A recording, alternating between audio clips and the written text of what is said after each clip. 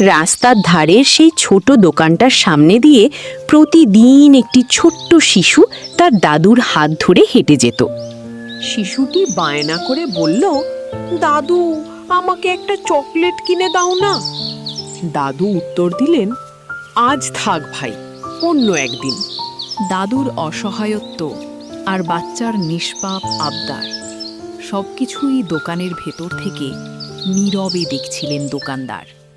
দোকানদার এগিয়ে এসে বললেন, এই নাও দাদুমণি, তোমার চকলেট, এগুলো আমার পক্ষ থেকে উপহার।